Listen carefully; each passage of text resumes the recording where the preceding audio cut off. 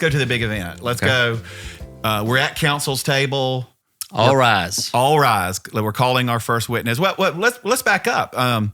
Sometimes depending on the courtroom that you're in, there could be a prayer. There could be a pledge of allegiance. Different counties have different things that they do, different traditions that they do before you actually start. It's like the beginning of a ball game. It depends on the ballpark you're in on what the pregame activities are going to be. But judge walks in, everybody stands up. Right. You'll hear the bailiff call all rise. Everybody stands up. The judge walks in from usually from their chambers or somewhere in the back. And the chambers is just their office. Right. And then you're going to get started. You be aware that chancery courtrooms are open, so there could be other people that are in the courtroom listening. It's people that are there because they have a case there. It's very uncommon, but it's happened where there could be a reporter or somebody who's there just out of pure curiosity. Another common question would be, should I bring anybody who, there to support me to witness the event? And generally speaking, if that person is going to provide support emotionally for you, then that's probably a good idea if they're not going to detract from the situation or distract you from what we're there to do. And also if they're not going to distract the proceeding in any way. But it's good to have some emotional support if they're supportive. Now, I would say most times the people that you're going to bring to support you might very well be a witness in the case too. And what does that mean for people? Well, so if somebody's going to be a witness, there's something called the rule of sequestration. And so you can't sit in there and watch testimony if you're going to testify in those proceedings later. Yeah, people are familiar with the word, like a jury being sequestered, like in a big criminal trial. The idea is that a potential witness can't sit in the courtroom and listen to the testimony and possibly change or modify their testimony to be consistent with what they're hearing in the open courtroom. Right. So a lot of times I have people that they will bring a support team, and that team, for the most part, might stay in that witness room where they originally are. And, you'll be able to talk to them during breaks and things of that nature. Once the case starts, whoever the plaintiff is, they're going to say, Mr. Robertson, call your first witness, and then you're off and running. Yeah, and usually you notice that Matt said, call your first witness. Opening statements don't happen in Chancery Court often. They do on occasion. That's usually what that meeting in chambers is normally about, because argument of an attorney is not evidence, right? And so I have done opening statements in the course of my career, but I would say they're the exception, not the rule. They're rare. And again, going back to what we said earlier, you're telling your story from the moment that you get out of your vehicle, okay? So that's also when you're sitting there, at counsel's table. I know in our office, we try to talk to clients in preparation to kind of let them know how the courtroom's going to be set up. Are you going to be facing the judge? Are you going to be to the side of the judge? Each courtroom has different furniture placement. And again, a courtroom is set up for a question and answer exchange. And again, sometimes that might be facing the judge head on. Sometimes you might be to the side of the judge. I think it's important for a person who is going to a family court trial to understand that judge is their audience. And so they might be receiving questions from the lawyer.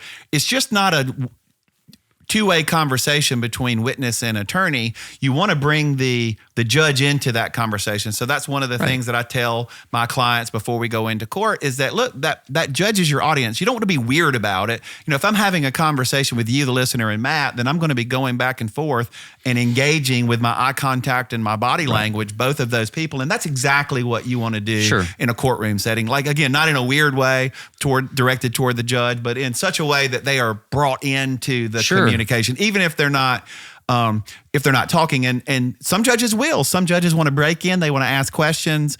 If they don't understand what you said, they might ask you to repeat something. So some judges just let the lawyers do the talking, and some judges are much more engaged, and they will interrupt and they will challenge something that someone says. Right. And that's perfectly normal. Right.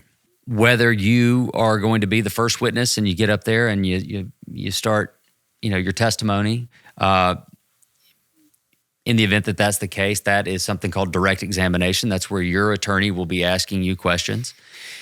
In those circumstances, your attorney's limited by the types of questions that they can ask you. Yeah, explain that to our listener, man. Okay. Well, for the most part, with the exception of, sort of preliminary questions, attorneys are limited in asking friendly witnesses. They have to ask non-leading questions. Right. Okay? Instead of, Matt, did you have a bagel for breakfast this morning? What, if anything, did you have for breakfast this morning? You can't assume the answer in your question. And sometimes we cheat and we do it anyway if you're having a hard time. Again, that's kind of bending the rules. But typically speaking, in a direct examination, you have to ask non-leading questions, meaning questions that do not assume the answer. Right. Who, where, what, when, why, how, and things like that. Of course, the opposite is true when the other side is asking you questions, and they can ask leading questions. They can assume answers.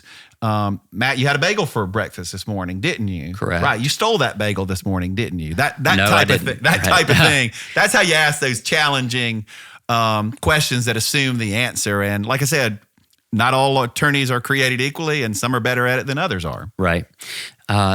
So no matter who is questioning you, whether it's your attorney, whether you're being cross-examined by counsel opposite, or the judge, or whether the judge is asking questions, it is crucial that you listen to the questions that are being asked of you. Carefully.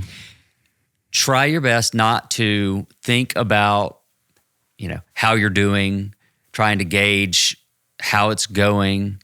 One of the few things that I have learned is that people are notoriously bad at determining how something is going in a courtroom. I agree. Don't focus on that. You have to control the controllables, which is you. Make sure you hear the question. If you didn't hear it, say so. Right. I'm sorry, I didn't hear your question. And a perfectly good answer is, I don't know. Right. Or I don't remember. Or I don't understand your question. So in a courtroom, it is critically important for there to be clear communication happening between the person asking the questions and the person answering them. And so if you don't understand a question, you should make sure you clarify the question before you answer it. Those are basic, typical things. Matt, speak a little bit about how we decide what witnesses to call first, because if we're the plaintiff and we're doing a divorce trial, that doesn't necessarily mean we're going to call our client as the first witness. Can you give our listeners some insight into how we decide the batting order, so to speak, the order in which we call witnesses? Well, Again, it depends. Right. It's maybe very we could call the fact-dependent. podcast. It depends. It really does. It depends. Some of what determines that is certain evidence that you need to get in. There might be certain documents that you need to build a foundation for. Right. The only way to get them into evidence is going to be if I bring somebody from the bank. Right. Authentication is the word. If my bank statement has my name on it, I can probably authenticate it. But if it's my father's bank statement, I might need my father or a person from the bank to authenticate it, meaning that this person has knowledge of what it is and they can tell the court that it is what it is. Right. Now, there are certain circumstances, I would say most of the time, we're not going to be forced to bring somebody from the bank to get some bank statements. Yeah, there are rules that going to be you can authenticate things generally without that, accepted, sure. and so sometimes we don't have to do that, and that's a more efficient use of time. I would say 9 times out of 10, a divorce trial is going to open up with one of the parties. Right, because let's face it, Matt and listener, most of the information is going to, if it's a divorce trial, it's going to come from you and your spouse. I would say 90% of the information.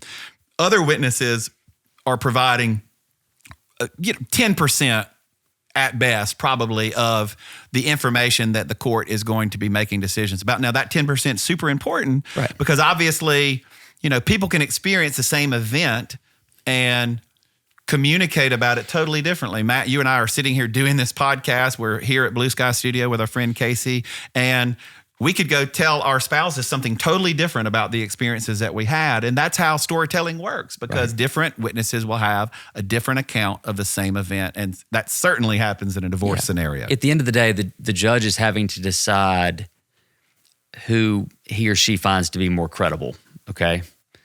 Because you're telling different versions of the same story, usually. It's just the way, what lens you're looking at it through. That's right, yeah. So that, if 90% is coming from the parties, that extra 10%, which is going to come through, your documents and your photographs and recordings, things like that, and witnesses, those support the story that you're telling. Yeah, it's called corroboration. So Right. you have to corroborate what it is that you're telling. And it could be as simple, I walked into the house and it was a wreck. I snapped a Right. picture with my cell phone. Here's a copy of the photograph. The house was a wreck. Right. So, whether you are, leading off the proceedings or whether you're closing the proceedings and you're the last witness that we've called, no matter what you're doing, again, remember, you're telling your story even when you're not speaking. So if you're on the witness stand and you may absolutely hate your spouse's attorney, okay? They're still an officer of the court. They still deserve your respect, and the courtroom and the proceeding itself deserves your respect. You can vehemently disagree with somebody and still do it in a respectful manner. Respectful, kind manner. No, sir. That is not true. That is not what happened. Body language is important. I mean, I've got kids who played sports. I was involved in sports, and body language is a big deal. Sure. And, all of that is, again, it's not just the words that you're speaking. It's how you look. It's how you conduct yourself. Yeah. It is how you engage with the other people that are a part of the court staff, or people that you brought with you, or what you might be doing in a small town at lunch. I mean, again, there's so much that you communicate without opening your mouth, and you've got to be mindful of that if you're going to a trial. Yeah. Stay present. Pay attention to the questions that are being asked. Stay present. Yes. Like I said, if you're trying to gauge how it's going and you think it's going poorly, and the other attorney is asking you questions and you're getting frustrated, I've seen people just their body language, they cross their arms, they slump down, and they'll almost just start agreeing. Okay, yeah, sure. Whatever you say, Craig. And that's the worst Whatever thing, you say. Worst thing you can do. You're putting on the record That you agree. That you agree.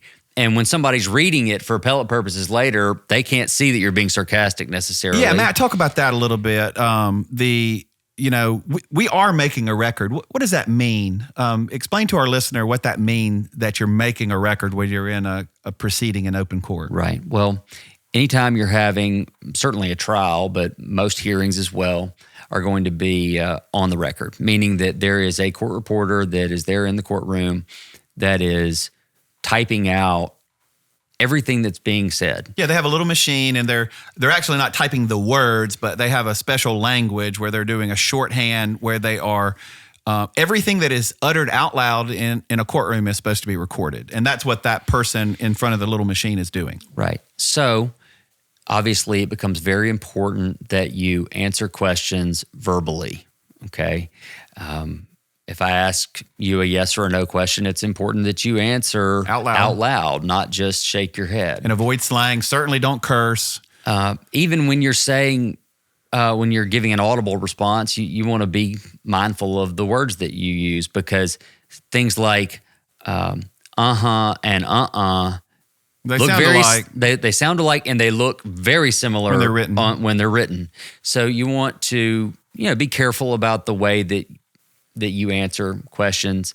Answer them as articulately as you can and as truthfully as you can. Okay, Yeah. Judges do not expect you to be perfect. Okay, they're not perfect. They don't have a perfect marriage. All day long, their job is listening to stories of people whose marriages are falling apart and who are, rife with imperfection. Yeah, and vulnerability and just owning stupid stuff is endearing. I mean, because like Matt said, there is no perfect person. And taking ownership of something that you did that was dumb is a good idea. And so the idea, Matt, then of making a record is basically that, again, you want to be able to communicate clearly, because if the judge gets it wrong, I mean, this is America, and you get another bite at the apple. And so there is a system in place to where if after hearing all of the evidence and information, everything that's in the courtroom, all of the documents they're being saved and recorded, and that becomes the record of that proceeding. And in the event you're unhappy about something the judge did, if you're in a final trial, now this is not true for a temporary hearing, and we could talk more about that, but at a final trial, it's going to be subject to appellate review. So in Mississippi, we have the Mississippi Supreme Court and the Mississippi Court of Appeals, and they are a panel of judges that review what happened at the trial court level, which is where divorces happen, the testimony that was spoken, the documents that were put into evidence, and they, if one of the parties believes that something the judge did was wrong or wasn't consistent with the facts or not consistent with the law, they have the opportunity to appeal the trial court decision to an appellate court. And we could do a whole nother podcast on that. But the bottom line is the reason a record is being maintained is because there is the option of having other judges review the outcome of your situation. Right. Okay, so briefly, let's talk about when you're not on the witness stand. Same rules apply. The court is still observing you, okay? Sometimes actively, and sometimes it's maybe impossible to ignore you. I know I've had circumstances like that. I wish that it hadn't happened, okay? But you don't want to be sitting there at the table while another witness is testifying, and you are, being very dramatic or very acting your feelings, out loud. Right. Or saying anything. Right. Huffing and puffing, throwing pens. Vigorously scribbling notes and just calling attention to yourself, even if the thing that the person from the witness stand is saying is the biggest lie you have ever heard. There's a certain level of composure, body language, poker face, that you just got to keep it together. If they're alleging that you are... you create all this chaos and you're acting like it from a witness stand without saying a word, the judge is going to believe them. Right, exactly. And the flip side of that is, if your spouse's version or story is that you're not somebody who can maintain your composure, or, the slightest little thing and your head spins around and you just lose control. If what the judge is seeing in that courtroom, whether it be through your testimony or how you're behaving at the table, if that's inconsistent with that story, it's going to affect the credibility of your spouse's story. That's right. Well, I mean, he or she doesn't seem like they, just fly into a rage at any given moment or at the slightest, right, because they are observing misstep. Things that are happening that aren't necessarily happening on the witness stand. Right. And you've got to be mindful of that. Absolutely. And I want to touch on this. We're almost out of time for today's show, but I do want to touch on this. And Matt mentioned it earlier. When you're a lawyer, let's say Craig Roberts, when I'm on my feet in the courtroom, I am trying to ask questions. I'm trying to anticipate objections. I'm trying to figure out if we have enough time. I'm trying to think about whether or not the judge is dialed in to what it is that we're communicating. So when I'm on my feet in the courtroom, I'm not doing one thing, which is asking questions. I'm trying to do about 5 or 6 different things. And so if you're passing me notes or calling attention to yourself, that creates a problem. And so what I tell my clients is just quietly, with a lot of composure, just keep up with not necessarily what is being said, but what needs to be asked based on what is being said. And so you can keep up with actually what is being said, taking notes like you would be if you were in a high school class or a college class, but you also want to be documenting questions that you want your attorney to ask, because if I'm asking questions, I'm not going to finish examining a witness until I come back to you and I say, okay, listen, anything else I need to ask them about? Is there, I thought about this, but I decided to skip over that because I didn't think the judge was going to like that particular part. Anything else that we need to talk about? Right. And so it's important to let your lawyer, you hired them, you're paying them a lot of money, let them do their job. Right. If for some reason, if you show me something and choose not to actually bring that up to the court, I promise I'm going to explain it to you when we leave the courtroom. Right. Under that circumstance, there is a reason why I'm thinking that we either need to or don't need to get into something, okay?